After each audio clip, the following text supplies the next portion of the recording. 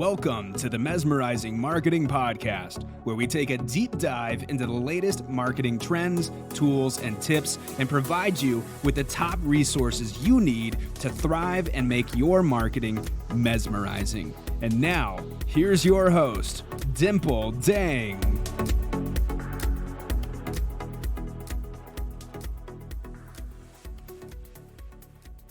Welcome back, my Mesmerizing Marketing Tribe. Today, we're going to be talking about SEO, which means search engine optimization, which is how you're going to get yourself on page one of Google.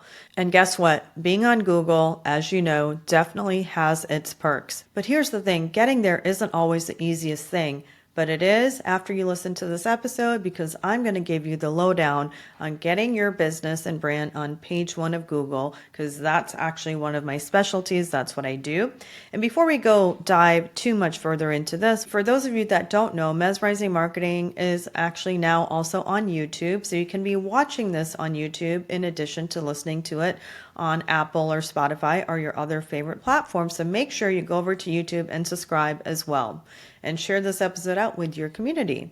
And then if you do need help with your SEO strategy, or if you need help with your AI strategy or marketing strategy, my link will be in the show notes. You can fill out the form to request a free consultation. All right, let's get started. So let's talk about SEO.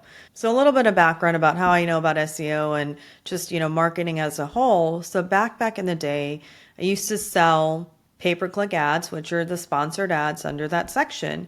And I sold over $1 million worth of marketing. And with the difference between that and SEO, there's quite a bit of a difference. So with PPC ads, which are called pay-per-click, you basically show up in the sponsored section on top of the page, or sometimes those ads show up at the very bottom of page one. But what happens is when your budget runs out for the day, your ad also goes down, right? So while I did sell that for many years, I will say I also learned that it can be a very expensive way to market your business, especially if you're a lawyer or a plastic surgeon or in any kind of industry where your average cost per click is going to be through the roof. Then you have to understand that that is not going to be feasible for a lot of people, because it's a lot of trial and error with those type of campaigns. They don't always work. It takes a couple of months for it to optimize, right? Now, while SEO is a long-term strategy, it is a sustainable strategy that can also set your business up for success, because if your business and brand is ranking on page one of Google, what's going to happen is you can have a website that you can take and you can actually sell your assets if you retire, because someone else would love to come over, take over a website that's already ranking and pay you for it, because they don't have to spend years and years of work getting it to rank, right? But let's really demystify how SEO works, especially right now in 2023, because a lot of things have changed. But one thing that has not changed is that content is always king. So remember that, and remember to always be creating great content. Here's the other thing that you guys need to realize is when you have a website and you posted blogs, let's say you posted like blogs 2 years ago, 3 years ago, 1 year ago, if you want those blogs to still rank, you actually should go back to those blogs and you should make some edits, or you should add some more information, and you should make sure that they are more relevant. They're more relevant to the day and age that it is now. Like, what's changed? If something's changed and that information is not 100% accurate, make sure that you go make those changes so that information is absolutely on point. And what Google is going to notice is it's going to notice that you made a change. But the one way that you can get Google to know that you made your change faster is something called the Google Search Console. So if you can go set up Google Search Console, you're able to take individual pages of your website and you're able to submit them to Google Search Console, and you can say, oh, here's a new blog article, or here's an extra page of my website that I added. I need you to go and request to index this page. So I'm actually going to show you a little clip of how to do that in a moment, and I will add that here. But let's keep going. So then the other thing about SEO is it's getting yourself to rank on page one of Google in the organic search results, meaning you're not paying to be there. while you might be paying someone to work on the SEO strategy for you, or you might be investing your time to get ranked, but you are not literally paying for that spot as you would with pay-per-click ads. That's the difference. All right, so let's talk about on-page SEO. So on-page SEO has to do with the content that's on your website, the images that are on your website. And with on-page SEO, one of the most important components is creating blogs. Blogs are basically articles that can go on your website, and it's considered fresh, relevant content every time you post one to your website. Here's the big advantage though. Let's take this scenario. Imagine that you have a competitor, and let's say their website is 10 pages, right, total.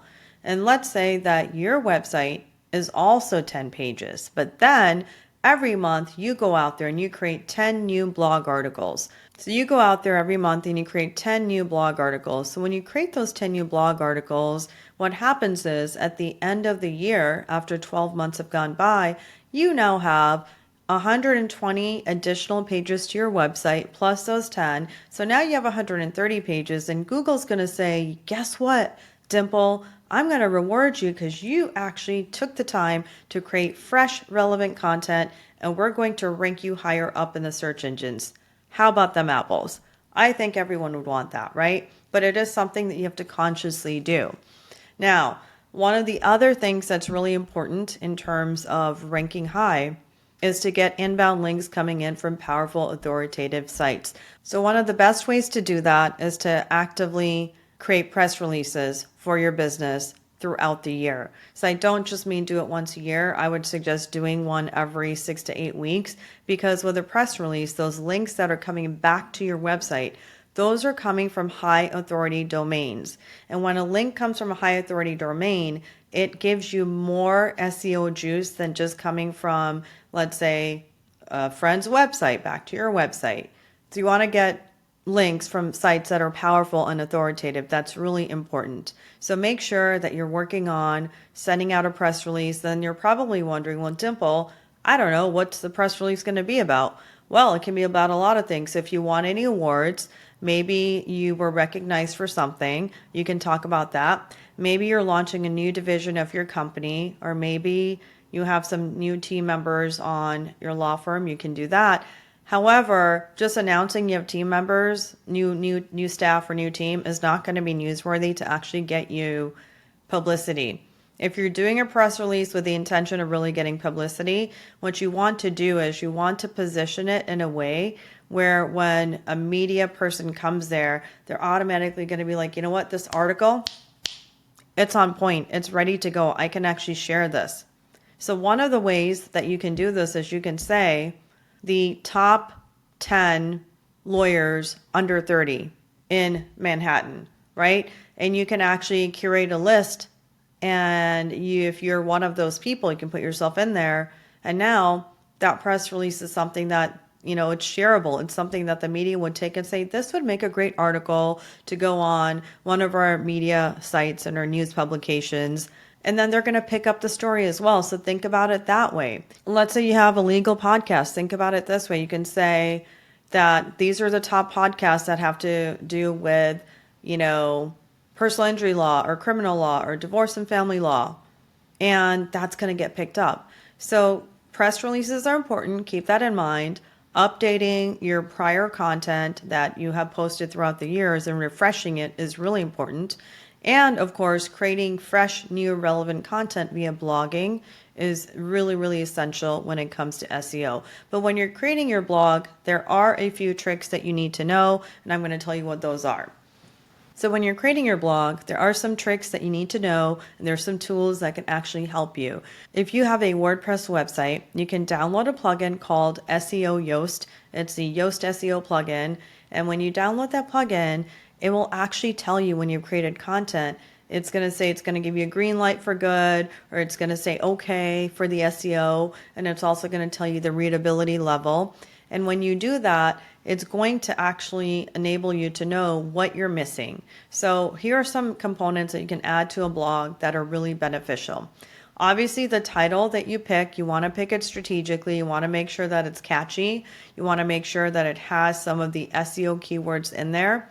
If you're trying to get ranked for local areas and cities and towns and communities, you might want to use that town, city, community, or county in one of the keywords in your title. And then what you want to do is you also want to make sure that you are putting one outbound link, meaning linking out to another site that's, authoritative, and then maybe an inbound link to another page on your website, which literally could be the contact page. And then this is really important. If you're going to add images, you want to make sure that you're writing what's called a meta title and meta description on the back end of the image, because Google cannot read images. And guess what? Your images are also indexable on Google. So if you go to the Google tab and you search for images, you're going to see what images come up. And that is something that you really want to keep in mind. The other thing that you need to really focus on is when you're creating content, you need to be consistent with it too. You can't just post a blog and then post nothing for the next 6 months. You need to post content on a regular basis. So I suggest doing this on a weekly basis and posting 1 to 2 blog articles at least, every single week to keep it consistent. And then some of the other tools that you can use to actually track your performance, the ones that I love and I use for my clients, one is called SEMRush. And SEMRush is amazing. It has so many different features, and you can see your competitors. You can see how they're performing. You can actually track your keywords to see how they're moving up through the search results as time goes by and the SEO is improving. And you can see which keywords are declining. You can get emails sent to you, if you want to get an email every few days on what the rankings are. And the thing is, it even tells you in terms of how much traffic your website has gained. So it's really amazing. It has so many other tools too that I can probably do an entire episode just on SEMRush. And then there's also Neil Patel's tool called Ubersuggest, and that one is a little bit more affordable than SEMRush, is a little bit on the higher price point. But that one is also a great tool to do your keyword research, because when you're coming up with content ideas, I want to stress this, do not just focus on the big words. Everyone, of course, wants to rank for things like divorce lawyer or personal injury lawyer and things like that, or plastic surgeon. But the thing is, those keywords are very, very competitive, and those are not long-tailed keywords. When people are searching online, they're going to be searching for different questions. So if you can figure out what some of the questions are that people are asking, those can be your content ideas, whether it's for a blog article, whether it's for a YouTube video, Instagram reel, YouTube short, all of those things. Keep that in mind. What are the questions that people want the answers to? Right? The other tool that I actually use for figuring out what some of these questions are, and this one I've talked about many times, but I feel like it's time for a refresher for people who haven't heard about it. It's called Answer the Public. So in Answer the Public, you can put in a keyword, and what's going to happen is it's going to give you a wheel of questions of who, what, where, when, how type of questions that people are actually asking online. And then it tells you in the darker green which questions are more popular. So you can take those questions and you can come up with a content marketing strategy of content you want to create around those questions. Brilliant, right? I think so too. So that is one of the tools you can use. But now we have something called ChatGPT, and I know you've heard of it. I don't know if you're using it. I'm probably going to be doing another episode or 2 or 3 all about ChatGPT. I actually just did a masterclass. If you want to buy the replay, hit me up. I can send it to you. Here's the thing. So with ChatGPT, you can also say, give me some content ideas for blog articles. Give me some content ideas for SEO optimized, YouTube video titles. And it's going to do that. So get in the habit of asking the right questions and the right prompts into AI, into ChatGPT, tools like that, and then get that information and use that, leverage that to do your content marketing strategy. That's going to be key to being successful. All right, so the other thing that I want to talk about is social signals, right? And you're like, what are social signals? Well, maybe it wasn't around years ago, but it's definitely around now. So social signals, basically, when it comes to your social media SEO, social signals refer to things like your likes, your shares, the comments, retweets, and then social interactions that can actually influence SEO indirectly.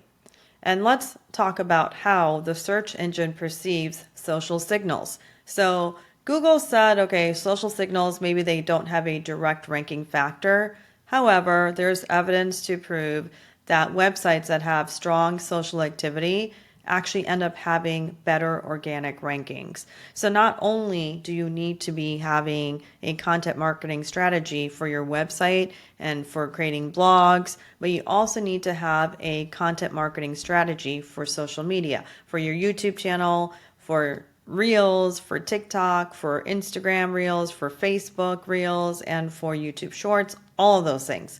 Because those are really, really important now, and those actually have to do with social signals. Not only do they have to do with social signals, right now, if you create a YouTube short and you go look for it 5 minutes later, like I do with some of mine, and if I know that I have optimized it for SEO, if Google decides to show some videos on the first page from YouTube Shorts or YouTube, what's going to happen is your video can rank on page 1 of Google just like that from your YouTube Short or from your YouTube video. So keep that in mind. So all of those content ideas and content that you're creating for different platforms, they're all pretty much indexable by Google right now. So that's another opportunity for you to get traffic back to your website or back to your brand or to get more followers on your social media. So don't miss out on that. Now let's talk about some of the benefits of social shares. So basically, it also means potentially that you can get more backlinks, you can get increased traffic, higher visibility, and it also is going to help you build your brand and reputation in your particular niche. I want to go back to talking about some other things with SEO that are really important. So one of the other things that's really important is the user experience. So that means when they go to your website, does it load quickly, especially on a mobile device, or does it take too long, right? So one of the website themes that I love to use, it's spelled Avada, Avada theme, or Avada, depending on how you want to pronounce it. I absolutely love that because it creates the most beautiful websites and they're actually load quickly, which is really important for SEO.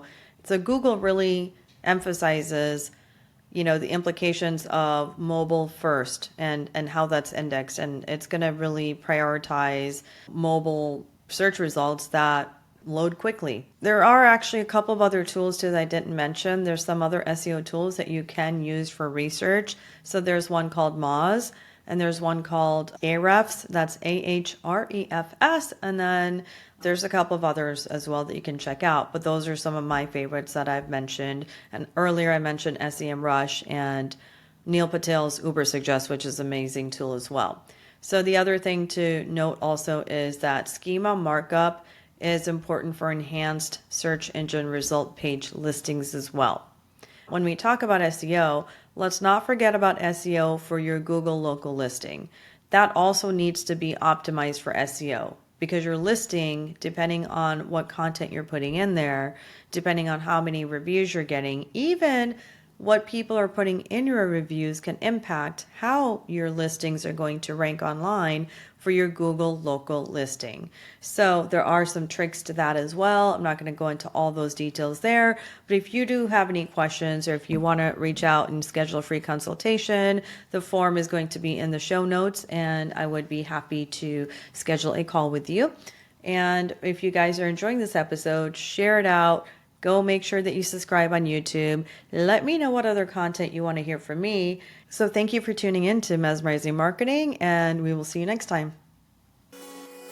Thank you for listening to the Mesmerizing Marketing Podcast. If you found this episode valuable, please subscribe to the show so you don't ever miss an episode. And also share it with your friends. Dimple would be so grateful if you could take a minute to leave a review and visit the podcast website to check out all the latest episodes at www.mesmerizingmarketingpodcast.com. That's www.mesmerizingmarketingpodcast.com. And follow Dimple on Clubhouse. Her handle is Marketing Expert. And also join her Mesmerizing Marketing Club, also on Clubhouse, for live rooms on top marketing strategies for entrepreneurs and business owners who want to mesmerize their marketing.